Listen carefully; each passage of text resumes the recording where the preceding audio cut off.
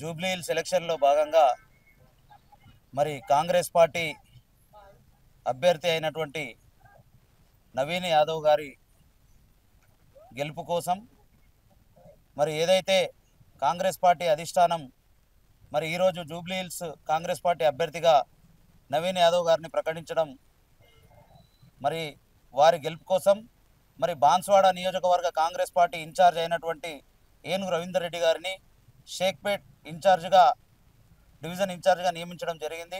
దానిలో భాగంగా మేమందరం కూడా బాన్స్వాడ నుండి వచ్చి ఇక్కడ పనిచేస్తూ ఉన్నాం. మరి చాలా అపూర్వ స్పందన ఉంది. ఖచ్చితంగా నవీన్ యాదవ్ గారు మరి అఖండ మెజార్టీతో గెలుస్తారనే నమ్మకం అయితే వచ్చింది. మరి జూబ్లీహిల్స్ ఎలక్షన్లో భాగంగా ఈరోజు షేక్పేట్ డివిజన్ పరిధిలోని 33, 34, 39, 40 బూతులలో మరి ప్రచారం నిర్వహిస్తూ ఉన్నాం. మరి ప్రతి ఒక్కరు కూడా కాంగ్రెస్ పార్టీకి ఓటేసి అత్యధిక మెజార్టీతో నవీన్ యాదవ్ గారిని గెలిపించాలనే సంకల్పంతో ఉన్నట్టు మాకైతే ఇక్కడ కనబడతా ఉంది. ఖచ్చితంగా కూడా నవీన్ యాదవ్ గారి గెలుపు ఖాయం.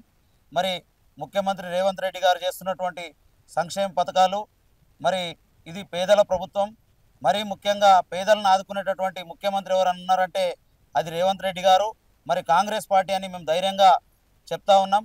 ఏదైతే మరి హామీలు ఇచ్చిర్రో హామీలను కూడా అమలు చేస్తూ మరి ఈరోజు అందరికి కూడా తెలుసు, మరి ఈరోజు తెలంగాణ రాష్ట్రం లోటు బడ్జెట్లో ఉన్నప్పటికీ మరి ఆ లోటు బడ్జెట్ను అధిగమిస్తూ మరి ముఖ్యమంత్రి రేవంత్ రెడ్డి గారికి ఎన్ని ఇబ్బందులు ఉన్నా మరి ఆ ఇబ్బందులను అధిగమిస్తూ మరి తెలంగాణ రాష్ట్రాన్ని అభివృద్ధి పరుస్తున్నటువంటి ముఖ్యమంత్రి గారికి మరి జూబ్లీహిల్స్ ఉప ఎన్నికల్లో మరి కాంగ్రెస్ పార్టీకి ఓటేసి అఖండ మెజార్టీతో గెలిపించాలని చెప్పేసి కూడా మరొకసారి విజ్ఞప్తి చేసి సెలవు తీసుకుంటాం. ఏదైతే ఇప్పుడు ఉప ఎన్నికలు ఏదైతే ఉన్నాయో బీఆర్ఎస్ పార్టీ వచ్చేసి అవరావరిగా ఏదైతే మీరు ఇచ్చిన హామీలు ఏవైతే ఉన్నాయో అన్ని ఫెయిల్ అయినాయని చెప్పేసి ఒక బాకీ కార్డుని తీసుకొని తిరుగుతూ ఉంది జూబ్లీహిల్స్ ఎలక్షన్.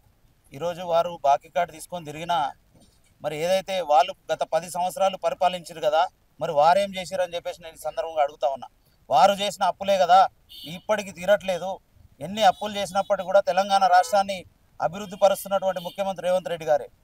ఖచ్చితంగా మేము చెప్పగలుగుతాం. మరి కావాలని అబద్ధపు కార్డులు పట్టుకొని మరి టీఆర్ఎస్ వాళ్ళు తిరుగుతున్నారని చెప్పేసి కూడా నేను చెప్తా ఉన్నా. బీఆర్ఎస్ వాళ్ళు తిరుగుతున్నారని చెప్పేసి మీరు అన్న ఏదైతే అప్పులకు మీరు మిత్తులు కడతా అంటున్నారో గతంలో వాళ్ళు 10 సంవత్సరాల్లో చేసిన దానికంటే మీరు ఇప్పుడు వచ్చిన ప్రభుత్వం ఏదైతే ఉందో కాంగ్రెస్ ప్రభుత్వం ఎక్కువ అప్పులు చేసిందని చెప్పి ప్రతిపక్షాల ఆరోపణలు. ఇక ఉండండి, ప్రతిపక్షాలు కామన్గా ఏదైనా మరి ఈరోజు అధికారంలో ఉన్నటువంటి కాంగ్రెస్ పార్టీ పైన దుమ్మెత్తిపోయడమే వాళ్ళు నేర్చుకున్నటువంటి పని.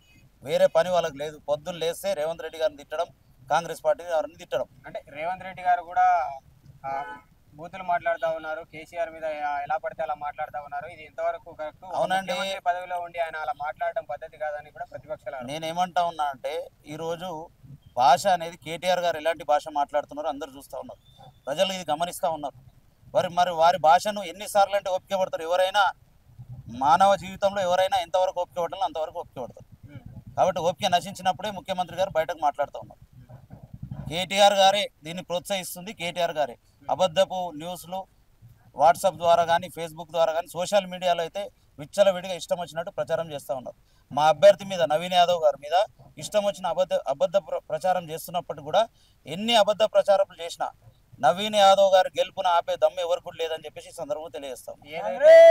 జూబ్లీహిల్స్ కి సంబంధించి ఏదైతే ఉప ఎన్నిక ఉందో దానికి సంబంధించి కేటీఆర్, హరీష్ రావు బాగా హోరాహోరీగా పోరాడుతున్నారు. అలాగే దివంగత మాజీ ఎమ్మెల్యే మాగంటి గోపీనాథ్ మీద కూడా ఎక్కువ సానుభూతి ఉంది, బీఆర్ఎస్ పార్టీ గెలిచే అవకాశం ఉందని చెప్పి ప్రతిపక్షాలు చెప్తా ఉన్నాయి. నేను కాదనట్లేదు, సానుభూతి ఉండొచ్చు. కానీ నవీన్ యాదవ్ గారు కూడా వారి తండ్రి గారు ఇక్కడ చిన్న శ్రీశైలం యాదవ్ గారు పబ్లిక్లో తిరుగుతూ ఎన్నో సంవత్సరాల నుంచి వారికి ఏ రాజకీయ పదవి లేకపోయినప్పటికీ కూడా ఈ జూబ్లీహిల్స్ ప్రాంతంలో ఎన్నో సేవా కార్యక్రమాలు చేశారు.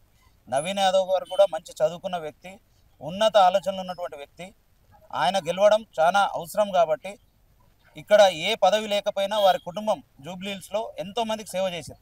ఇలా ప్రజల్ని ఎవరిని అడిగినా చెప్తారు, జూబ్లీహిల్స్లో నవీన్ యాదవ్ గారు కానీ వారి తండ్రి గారు అయినటువంటి చిన్న శ్రీశైలం యాదవ్ గారు కానీ ఎన్ని సేవలు చేస్తారు అందరు కూడా కనబడతా ఉంది. ఏ కేటీఆర్ గారు కానీ హరీష్ రావు గారు కానీ ఎంతమంది వచ్చినా ఏం చేసినా నవీన్ యాదవ్ గారు గెలుపు పక్కా, నవీన్ యాదవ్ గారు గెలవడం ఖాయం.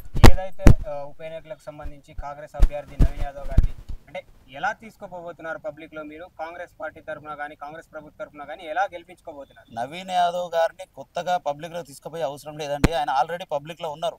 జూబ్లీహిల్స్లో ఉన్నటువంటి అన్ని బస్తీలలో కూడా నవీన్ యాదవ్ గారిని మా ఇంటి మనిషి, మా కుటుంబం మనిషి అనే విధంగా ప్రతి ఒక్క ఇంట్లో చూస్తారు. నవీన్ యాదవ్ గారి తండ్రి గారిని అయితే శ్రీశైలం యాదవ్ గారు ఎన్నో రోజుల నుంచి కూడా, ఎన్నో సంవత్సరాల నుంచి, గత 30-40 సంవత్సరాల నుంచి ఈరోజు ఎన్నో సేవలు చేశారు ఇక్కడ. వారిని ప్రత్యేకంగా ప్రజల్లోకి తీసుకుపోయే అవసరం ఏం లేదు. వారి కాంగ్రెస్ పార్టీ ఉంటుంది. కాంగ్రెస్ పార్టీలో ఉన్నటువంటి ప్రతి ఒక్కరు కూడా, పైన ఉన్నటువంటి హైకమాండ్ కానీ చాలా మందిని కూడా ఇక్కడ ఇన్ఛార్జ్గా నియమించడం జరిగింది. వారి ఆధ్వర్యంలో ఖచ్చితంగా కాంగ్రెస్ పార్టీ రాబోయే ఎలక్షన్లో ఖచ్చితంగా జూబ్లీహిల్స్ ఎలక్షన్లో నవీన్ యాదవ్ గారిని గెలిపించడం ఖాయం. ఎంత మెజారిటీ తోటి గెలిపించుకోబోతున్నారు? మెజారిటీ ఇంత అంత చెప్పలేమండి. ఖచ్చితంగా మంచి మెజారిటీతో నవీన్ యాదవ్ గారు గెలుస్తారు. Subscribe us and press the bell icon for more interesting updates.